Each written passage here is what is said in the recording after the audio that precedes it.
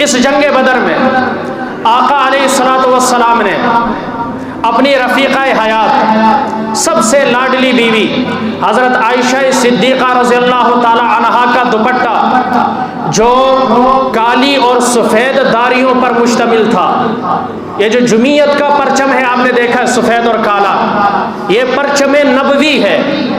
یہ کیا ہے؟ پرچم نبوی ہے۔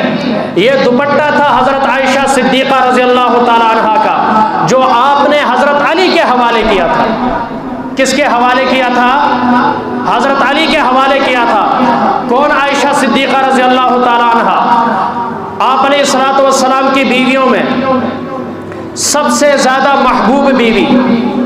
حضرت عائشہ صدیقہ خود فرماتی ہیں کہ بہت سارے فضائل ہیں، خصوصیات ہیں جس میں اللہ تعالیٰ نے مجھے تمام ازواج مطہرات کے اوپر فوقیت دی ہے۔ وہ صفات، وہ فضائل کسی اور کو حاصل نہیں جو اللہ نے مجھے عطا فرمائے، اس لیے کہ میں سب سے زیادہ محبوب بیوی ہوں آپ کی، اور میں واحد کنواری عورت ہوں جو آپ کے نکاح میں آئی۔ حضرت عائشہ صدیقہ رضی اللہ تعالی عنہا کے علاوہ جتنی بھی ازواج ہیں، امہات المومنین ہیں، وہ ساری کے ساری کون تھی؟ بیوہ تھی، اور کچھ ان میں مطلقہ تھی۔ یہ واحد حضرت عائشہ ہیں جو کیا تھی؟ باکرہ تھی، کنواری تھی، آپ علیہ الصلوۃ والسلام کے نکاح میں آئی۔ آپ علیہ الصلوۃ والسلام سے نکاح سے پہلے جبریل امین کپڑے میں لپیٹ کر حضرت عائشہ صدیقہ رضی اللہ تعالی عنہا کی تصویر لائے، کہا یا رسول اللہ، اللہ کا حکم ہے، یہ عائشہ ہے، آپ اس سے نکاح کیجئے، آپ اس سے کیا کیجئے؟ نکاح کیجئے۔ یہ اعزاز بھی حضرت عائشہ کو حاصل ہے، کسی اور کو حاصل نہیں۔ حضرت عائشہ صدیقہ رضی اللہ تعالی عنہا فرماتی ہے کہ میں آقا علیہ الصلوۃ والسلام کے ساتھ بسترے پر تھی، تو آقا علیہ السلام نے فرمایا عائشہ یہ جبریل ہیں، یہ آپ کو سلام کہہ رہے ہیں، یہ جبریل آپ کو سلام کر رہے ہیں۔ فرماتی ہیں نبی جب میرے بسترے میں ہوتے اللہ تب بھی وحی نازل فرماتا، میرے علاوہ کسی اور بیوی کے بستر پر ہوتے تو اللہ تعالیٰ وحی نازل نہیں فرماتے تھے۔ یہ اعزاز بھی مجھے حاصل ہے کہ میرے بسترے پر نبی پر وحی نازل ہوتی تھی۔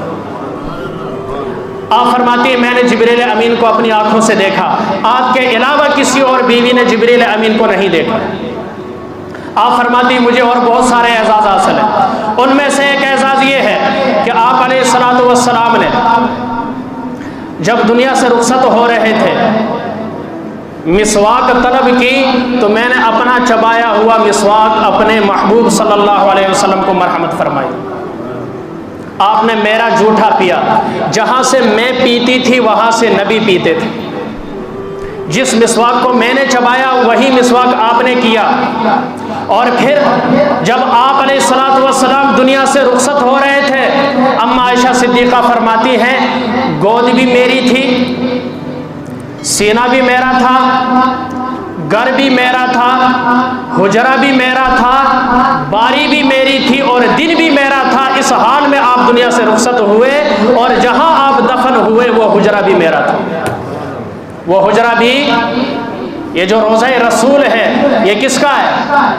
یہ گھر کس کا ہے؟ حضرت عائشہ صدیقہ رضی اللہ تعالیٰ عنہ۔ اور سب سے بڑی عالمہ جب آپ علیہ الصلوۃ والسلام دنیا سے رخصت ہوئے، حضرت عائشہ کی عمر 18 سال تھی۔ 9 سال کی عمر میں اور بعض روایت میں 10 سال کی عمر میں آپ کی رخصتی ہوئی، اور جب آپ علیہ الصلوۃ والسلام 9 سال آپ کے نکاح میں رہی لیکن کوئی اولاد نہیں ہوئی۔ 9 سالوں کے اندر آپ علیہ الصلوۃ والسلام کی خلوت کی زندگی، راز کی زندگی، گھر کی زندگی، تنہائی کی زندگی، یہ 4 قسم کی جو زندگیاں تھی آپ کی، جس میں کوئی عام بندہ جس کا مشاہدہ نہیں کر سکتا تھا، نہیں بتا سکتا تھا امت کو، حضرت عائشہ صدیقہ نے نبی کی وہ زندگی امت کے سامنے لا کر رکھ دی کہ نبی گھر میں آ کر کیا کرتے تھے، نبی کی گھر کی عبادت کیسے تھے، بتانے والی کون ہے؟ حضرت عائشہ صدیقہ رضی اللہ تعالیٰ۔ حضرت ابو موسیٰ اشعری رضی اللہ تعالیٰ عنہ فرماتے ہیں آقا علیہ الصلوۃ والسلام نے فرمایا کہ مردوں میں بہت سارے مرد ہیں جنہوں نے فضل و کمال کے اندر کمال پیدا کیا ہے، جو اوج کمال کو پہنچے، لیکن عورتوں میں مریم بنت عمران اور آسیہ زوجہ فرعون کے علاوہ اور کوئی نہیں ہے، اور عائشہ کی فضیلت تمام عورتوں پر ایسے ہے جیسے سرید کی فضیلت تمام کھانوں پر ہے۔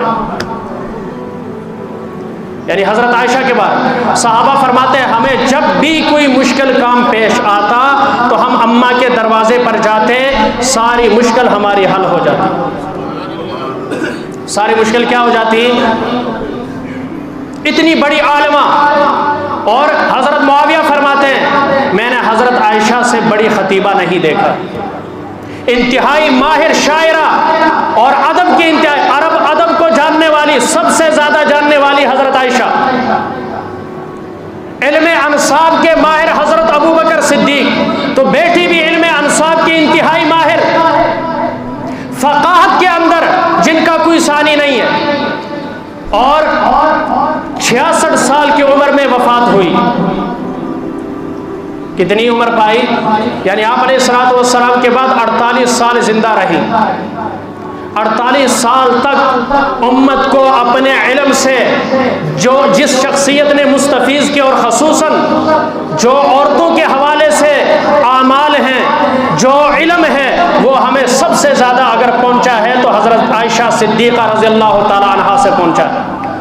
نبی کی سب سے زیادہ حدیثیں حضرت ابو ہریرہ کے بعد جس ہستی نے امت تک پہنچائی ہیں، 2210 حدیثیں راوی روایت کرنے والی حضرت عائشہ صدیقہ رضی اللہ تعالی عنہا۔ کتنی؟ آج کوئی وہ چکا چور ان پر اعتراض کرے افسوس ہوتا ہے کہ نہیں؟ اور پھر اعتراض بھی کس پر؟ وہ امت کی ماں ہے۔ پھر فرماتی ہے کہ مجھ پر الزام لگا، کہتی میرا تو خیال یہ تھا کہ اللہ تعالیٰ جبریل امین کے ذریعے سے بتا دیں گے کہ آپ پریشان نہ ہو، عائشہ پاک ہے۔ میں مختصر شارٹ کر رہا ہوں، واقعی افق جو ایک لمبا واقعہ ہے، اس کے لیے کئی جملے درکار ہیں بیان کرنے کے لیے، اسرار اور حکم کیا ہیں، اس کے اندر حکمتیں کیا ہیں۔ لیکن مختصر یہ کہ جب حضرت یوسف علیہ السلام پر الزام لگا تو گواہی خاندان کے ایک چھوٹے بچے نے دی۔ حضرت موسیٰ علیہ السلام پر الزام لگا، گواہی ایک عورت نے دی۔ حضرت مریم پر الزام لگا، گواہی حضرت عیسیٰ جو بچے تھے انہوں نے دی۔ لیکن قربان جائے اماں عائشہ صدیقہ پر، جن پر الزام لگا گواہی اللہ کے قرآن نے دی۔ 18 آیتیں نازل ہوئی۔ کتنی آیتیں؟ اور اللہ نے صاف الفاظ میں بیان کر دیا کہ عائشہ ان تمام الزامات سے بری ہے جو کافر اور منافق ان کی طرف منسوب کرتے۔ اور پھر فرماتی اللہ نے میری وجہ سے تیمم کا حکم نازل فرمایا۔ ہار گم ہو گیا تو پہلے یہ واقعی افق پیش آ گیا تھا، تو دوسری مرتبہ جب ہار گم ہوا تو آپ نے پہلے ہی نبی کو بتا دیا کہ میرا ہار گم ہو گیا ہے، لہٰذا قافلے کو روانہ کرنے کے احکام آرڈر آپ جاری نہ کریں۔ اب ہار کو تلاش کر رہے ہیں، کبھی ادھر کبھی ہار نہیں مل رہا۔ اتنے میں قافلے کے نکلنے کا اور نماز کا وقت ہو گیا۔ لوگ آ کر حضرت ابو بکر صدیق سے کہہ رہے آپ کی بیٹی کی وجہ سے یہ مصیبت آئی ہے۔ تو حضرت ابو بکر صدیق آئے، نبی علیہ السلام آرام فرما رہے تھے حضرت عائشہ کی گود میں، سر رکھا ہوا تھا۔ آ کر باپ بیٹی کو ڈانٹ بھی سکتا ہے، مار بھی سکتا ہے۔ کیوں جی مار سکتا ہے کہ نہیں؟ یہاں آ کر ایسے زور سے تیری وجہ سے یہ ہوا، تیری وجہ سے۔ لیکن قربان جائیں اس بیٹی پر، اماں عائشہ صدیقہ پر، غار میں باپ کی گود میں نبی کا سر ہے، سانپ ڈنگ مارتا ہے لیکن باپ ایڑی نہیں ہلاتا کہ نبی جاگ نہ جائے، لیکن یہاں والد زور زور سے بیٹی کو مار رہے ہیں، بیٹی اپنے جسم کو حرکت نہیں دیتی کہیں محبوب جاگ نہ جائے۔ یہ گھرانہ ہی قربانی والا ہے، یہ محبوب گھرانہ ہے، یہ ایسا محبوب گھرانہ ہے جو محبوب کا محبوب گھرانہ ہے، جو محبوب کا محبوب گھرانہ ہے۔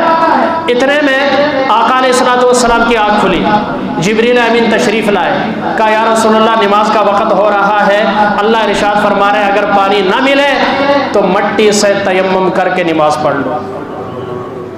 امت کو پھر صحابہ کو جب پتہ چلا آئے صدیق اکبر کے پاس، کہا اللہ رحم کرے، فضل کرے، اللہ برکت عطا فرمائے صدیقی خاندان پر کہ جن کی وجہ سے ہر مرتبہ اللہ تعالیٰ امت سے مشکل کو اٹھا دیتا ہے۔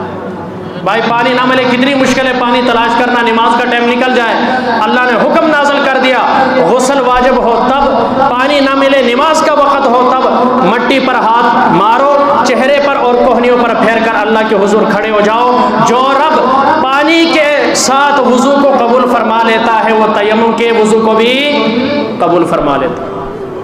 پھر جب اونٹ کو اٹھایا تو ہار اونٹ کے نیچے مل گیا، یہ بہانہ تھا، یہ کیا تھا؟ لیکن سبب حضرت عائشہ صدیقہ رضی اللہ تعالی عنہا کا ہار بنا۔ کیا بنا؟ یہ ایسی عظیم ہستی، ان کی وفات بھی 17 رمضان المبارک کو۔ اچھا پھر یہ سخی کتنی تھی؟ آخری بات، 1,80,000 درہم ان کے پاس آئے بطور ہدیہ کے۔ کتنے؟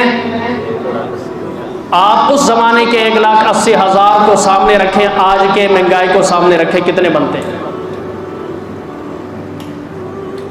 بڑے بڑے جو اس وقت ٹرے سمجھ لیں، آج کے زبان میں ہم ٹرے کہیں، بڑے بڑے تھال، ظاہر ہے اس وقت سکے ہوتے تھے، تھالوں میں بھر بھر کر فقراء میں تقسیم کیا۔ شام کو 1 اشرفی بھی باقی نہ رہی، 1 اشرفی بھی باقی نہ رہی۔ جو لونڈی تھی، خادمہ تھی، اس نے کہا کہ افطار کے لیے کچھ بچا لیتی تاکہ ہم افطار کے لیے کوئی چیز منگوا لیتے۔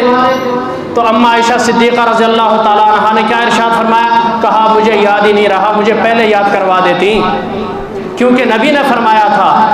حضرت عائشہ صدیقہ نے فرمایا، ایک دن آپ آقا علیہ السلام باہر سے آئے تو آپ روزے سے تھے، 10-11 کھجوریں تھیں اور آپ کا بھی روزہ تھا، لیکن آپ نے خود نہیں کھایا، محبوب کے لیے رکھ دیا۔ آقا علیہ السلام تشریف لائے، ان کی خدمت میں پیش کیا۔ میرے آقا نے جب ساری کھجوریں کھا لی، کہا عائشہ آپ نے نہیں کھائیں؟ کہا یا رسول اللہ آپ نے جو کھا لی۔ تو آقا علیہ السلام نے بہت افسوس کیا کہ آپ کو بھی کھانا چاہیے تھا، آپ کو بھی۔ آقا علیہ السلام نے حضرت عائشہ کو دعائیں دی، کہا یا رسول اللہ میری خواہش یہ ہے کہ میں جنت میں بھی آپ کی بیوی بنوں، جنت میں بھی۔ تو میرے آقا نے نسخہ بیان فرمایا، اگر جنت میں میری رفاقت چاہیے تو پھر آپ کو ہر چیز اللہ کی راہ میں کیا کرنا ہوگی؟ صدقہ کرنا ہوگی، آج کی چیز کل کے لیے بچا کر نہیں رکھنی ہوگی۔ اس لیے ساری زندگی جو کچھ آتا حضرت عائشہ صدیقہ رضی اللہ تعالی عنہا بانٹ دیا کرتی۔ آخری بات حضرت عائشہ فرماتی، میں نے ایک دن دیکھا آقا علیہ السلام بڑے خوش ہیں، مسکرا رہے ہیں، تو میں نے موقع سے فائدہ اٹھایا، میں نے کہا یا رسول اللہ میرے لیے دعا کیجیے۔ تو آقا علیہ السلام نے خوش ہو کر فرمایا، یا اللہ عائشہ کے اگلے پچھلے ظاہری اور باطنی سارے گناہوں کو معاف فرما دے۔ حضرت عائشہ فرماتی میں اتنی خوش ہوئی کہ ہنس ہنس کر بندہ اس طرح کرتا ہے نا، وہ تالیاں مارتا ہے، میرا سر میری گود میں آ گیا، میں اتنی خوش کہ نبی نے میرے لیے دعا کی۔ آقا علیہ السلام نے پوچھا عائشہ اتنی خوش کیوں ہو رہی ہو؟ تو کہتی میں نے جواب دیا یا رسول اللہ میں کیوں خوش نہ ہوں، آپ نے مجھے اتنی بڑی دعا دی ہے۔ فرمایا عائشہ تمہیں 1 مرتبہ دعا دی، تم اتنی خوش ہو رہے، میں روزانہ 5 مرتبہ اپنی امت کے لیے یہی دعا کرتا ہوں۔ کس کے لیے؟ میں ان امتیوں سے کہتا ہوں پہلے 3 دن مسجدوں میں رش ہوتا ہے، اس کے بعد سارا معاملہ کرش ہو جاتا ہے، چند نمازیں آدھی صف بھی مسجد میں نظر نہیں آتی۔ اگر نبی کی شفاعت چاہیے، نبی کی زیارت چاہیے، نبی کے ہاتھوں سے جام کوثر چاہیے تو آپ کے نبی کے اعمال کو اپنانا ہوگا۔ رمضان میں ایک فرض کا کتنا ثواب ہے؟ تو اگر ایک قرآن سنیں گے کتنے قرآنوں کے برابر ثواب ملے گا؟ اور قرآن کے ایک حرف کا نماز میں کتنا ثواب ہے پتہ ہے؟ ایک حرف پر 100 نیکی اللہ تعالیٰ عطا فرماتے ہیں۔ نماز میں اگر قرآن کا ایک حرف پڑھے کتنی نیکیاں؟ 100، اور پھر رمضان میں پڑھے 70 سے ضرب دو کتنا بنتا ہے؟ تو کوشش کریں گے انشاءاللہ اللہ ہمیں اپنے رمضان کے ان اوقات سے بھرپور فائدہ اٹھانے کی توفیق عطا فرمائے، دن کو بھی نورانی بنانے کی، قیمتی بنانے کی، اور راتوں کو بھی قیمتی بنانے کی اور اپنی بخشش کا ذریعہ بنانے کی توفیق عطا فرمائے۔ وما علینا الا البلاغ المبین۔